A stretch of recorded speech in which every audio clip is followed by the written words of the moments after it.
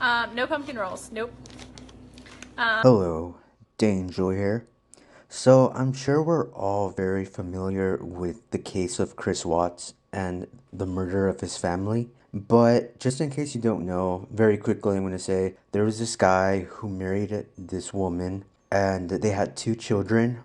But because the guy's sexual impulses made him lose control, he wanted to start a new life with a new girl, killed his entire family, where everybody assumed it was because he didn't want to pay for a divorce. Just like not be a father anymore. I guess sex was way more important to him.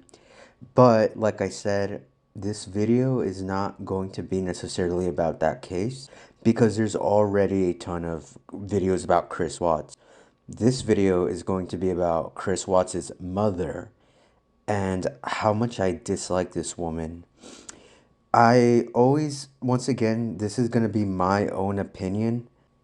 I always felt that Chris's mother played a huge part in the murder of her family, and I'm going to explain why I believe this. For one, since the very beginning, she didn't like Shanann Watts, which was Chris Watts' wife.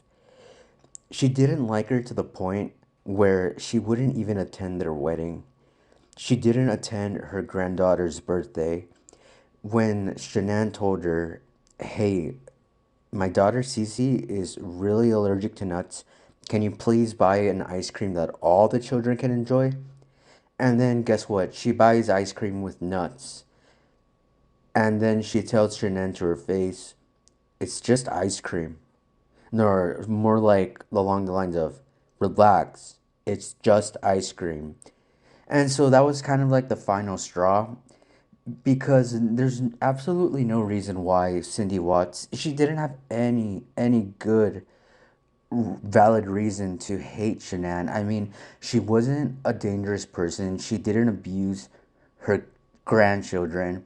But what she did believe is that she was abusing his son. And his son was like, I could say she even like worshipped Chris Watts. And why do I say this?